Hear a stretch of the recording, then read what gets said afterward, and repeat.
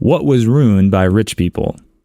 Story 1. There used to be a really nice big park in the center of the city where I live. Everyone would go there. It was a nice open space. Take your kids, take your dogs, enjoy the fresh air. Then some people from the rich part of town along the edges of the park decided they didn't like the noise coming from the park and pulled some BS to buy it out and walled it off, so you couldn't go to the park unless you lived in that specific neighborhood anymore. The worst part is a ton of money was spent when they first bought it, building it up, adding fountains and children's play areas, and redoing the flower beds, and then no money or attention was given to it again, and the whole place fell into disrepair. So now, even if you live in the neighborhood, you can't go there because everything is falling apart and overgrown. So the jerkwads took the really nice park from everyone else and then neglected it until it became a poop hole in the middle of the city. Some of the country's best racetracks have dealt with a similar thing. Track gets built out in the boonies, boonies get bought, and rich folk move in, complain about track noise, sometimes get the track shut down. Personally, I believe some sort of "it was here first" regarding things like parks and racetracks should exist to stop this from happening. This is happening to Cletus McFarland's racetrack in Florida right now. He sunk his savings into resurrecting an old racetrack, made it into a very popular and profitable business that brings in people from all across the country. It's in the middle of nowhere, so they're always free to do whatever they want without noise limits. But some rich contractor bought the land right next to it to develop 4,000 homes, and it's going to put the track in jeopardy. Story 2. Any hobby where there's potential profit. Now you've got dongheads like the Logan Paul ruining Pokemon cards. Not because they're into them, because they like Pokemon, but because they read the stories about the rare cards and just hammered their endless piles of cash into getting everything. Same with those butthole sheiks with massive comic book collections. They don't give a frick about comics. They just collect popular, valuable stuff. YouTuber Carl Jobst has a good video on this for vintage video games. Basically, a new grader named Wada Games came out of nowhere, claimed to be the lead in the industry for rating inbox games. Entirely false. Multiple others already existed, and the owner had zero history. Any game Wada listed was sold by Heritage Auction House for over $1 million. You used to be able to get a like-new inbox Mario Bros. NES game for like $1,000 if someone was selling. Now they're millions apiece, until they got sued. Very much a plainly obvious scam. As a side note to this, career scalpers and resellers. The fact that you can't just wait for the release day of something and remember to buy it at some point that day or week, all because some jerkwad is going to grab 800 copies of them for their eBay storefront, where they already have the stuff up for pre-order at 8 times the original MSRP, is infuriating. As an example, to follow your Pokemon one, they had limited edition Pokemon sleeves. Sold a pack of 80 for like $8. They were on eBay 3 days later, $8 for a single sleeve, $640 if they sold every sleeve at that price. All off a single $8 purchase that they hoarded dozens of actual fans of the franchise out of. Absolutely disgusting. Story 3.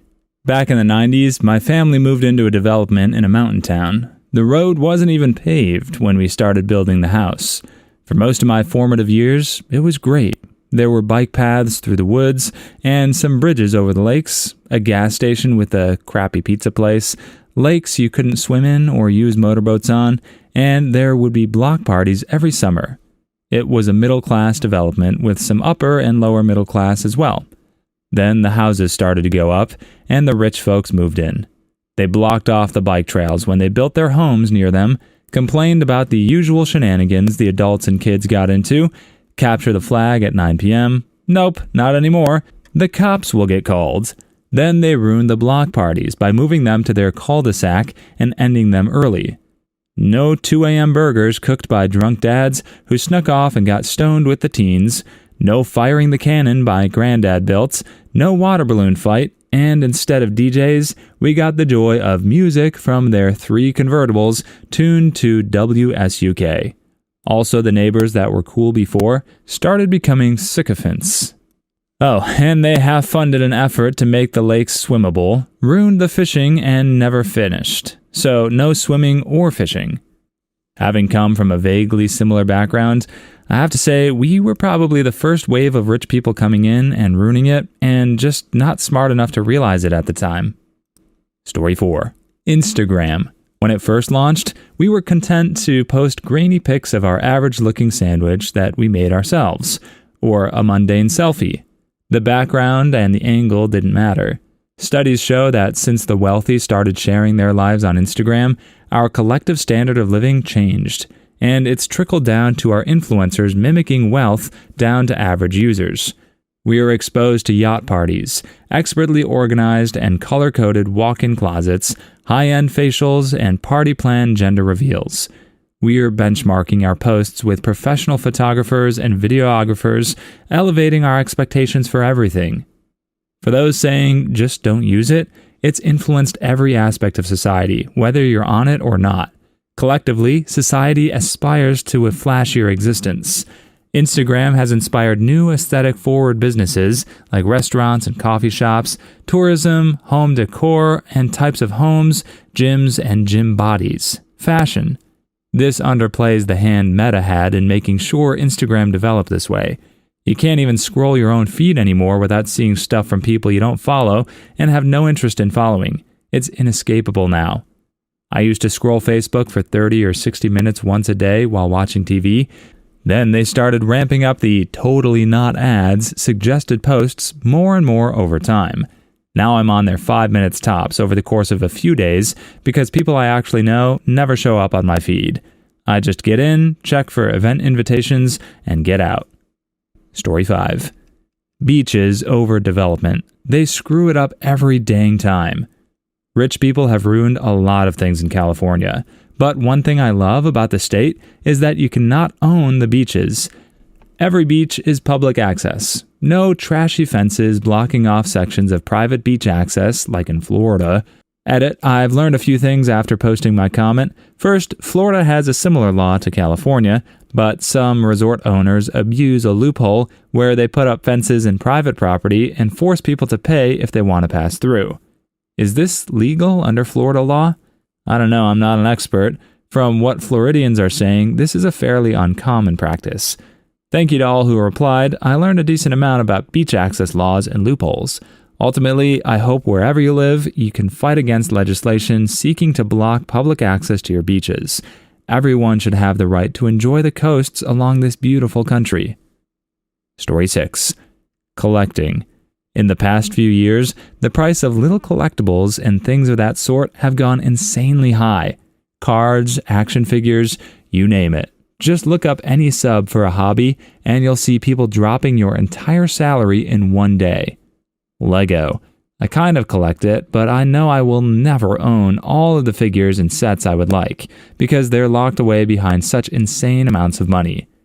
I'm in my 40s and earn decent money.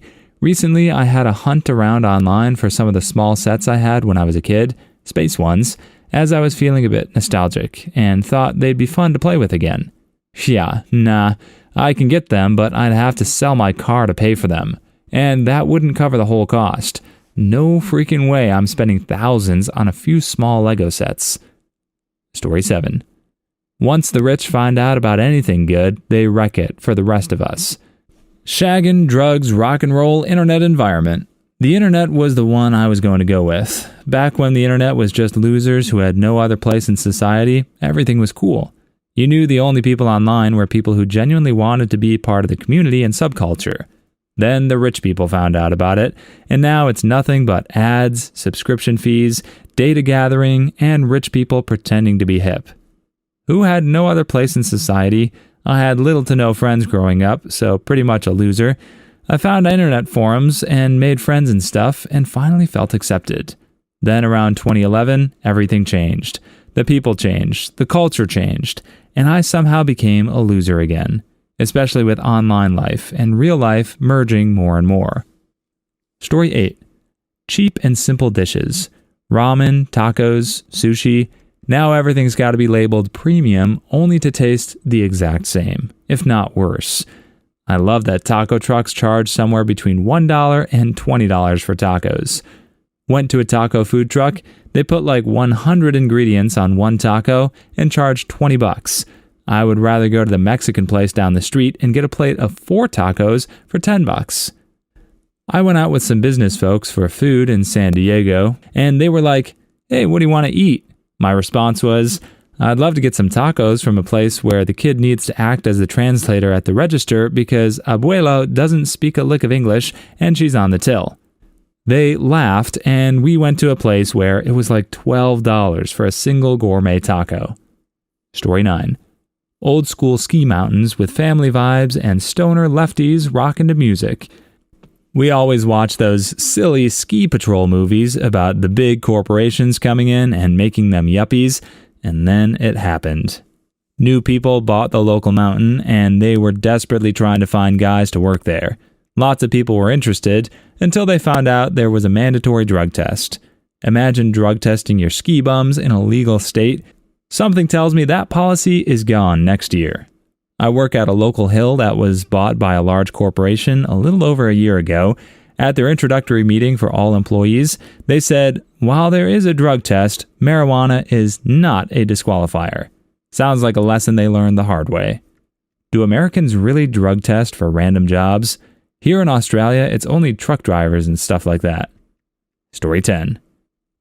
Cheap foods like chicharrones or tuétano. I'm from Mexico. When I was a kid, tuétano was something that was even a gift in the meat market.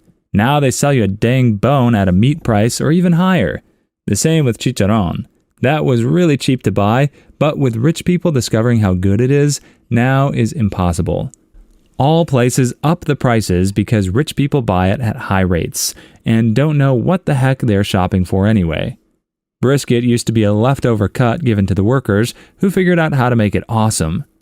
Now we have brisketflation and rich people smoking them on their $1,500 Bluetooth-enabled pellet smoker.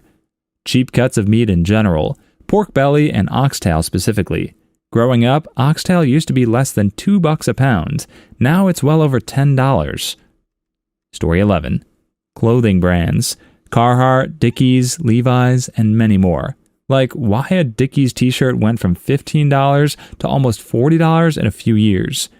Dickies used to be the clothes of a working man out here in rural America. Now they're too expensive for the working men to afford. Also, the quality is crap now. Big inconsistencies in the size of their products with the same size label. I like Dickies shorts, but some of my size 32 fall off when I stand up. Too big. While the last size 32 I bought, the hook they use instead of buttons blew off my first exhale the first time I tried them on. Same with Levi's. Have to try everything on, otherwise the 3 different pants with the size 32 waist and 34 leg will all fit differently. Story 12. Theme parks. Gone are the days when everyone was equal and you all had to queue, regardless of your income. And even until recently, some theme parks gave fast passes periodically throughout the day. Now, if you got deep pockets, you can queue jump, making your day a little better and everyone else's a little worse. I haven't been to Disney since 2015, when they still had the free fast passes. My mom went earlier this year, and I couldn't believe it when she told me how bad the system is now. Plus, everything theme park related post-pandemic has been so crowded you can't even move. I wonder if it will ever be the same as before. Probably not, though. Story 13. I stopped going to professional sports because I can only afford crappy seats. Not worth the effort anymore. For a fun day out with you and a friend at an NFL game, we'll run you around $500. Or you could watch it on your big screen TV at home, which has better play-by-play and angles than being at the game where you end up watching half of it on a monitor anyway. Unless I get tickets for free. I don't even bother going to sporting events anymore. Baseball is the only sport I'll go to. Can still find $5 cheap seat tickets or less than $40 standing room tickets for rivalry games. Screw basketball and football tickets. Story 14. 80s and 90s cars.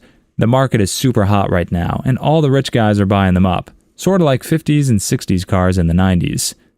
This seems to be the norm once cars reach around 25 to 30 years old.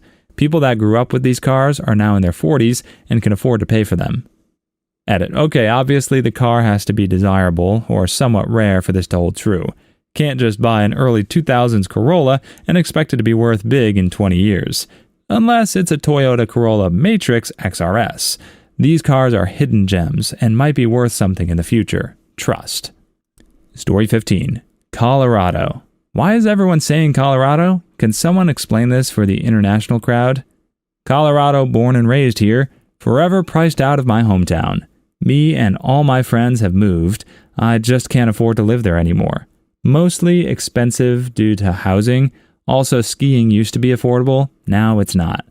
The USA state of Colorado had an influx of rich people moving here from other states, driving up the prices due to demand, making outdoor activities like skiing even more expensive, increasing housing prices, and overcrowding the park system. Story 16. Concerts. You can't even buy a beer at one for what a general admission ticket used to cost, and people are still paying for it. I stopped drinking at shows because of it. I have a couple of beers in the parking lot, sip on a bottle of water in the show, and not go stand in the bathroom line every 45 minutes. Saves me a ton of money, too. Yeah, any sort of stadium, event, or sports event, that concessions are freaking insane. A 16-ounce tall boy beer costing $18 or $20 is the biggest load of BS ever. Story 17. Renting. The overabundance of Airbnbs and $2,000 studio apartments in rural and suburban places is outrageous and ruining the possibility for low-income and working-class people to have a roof over their heads.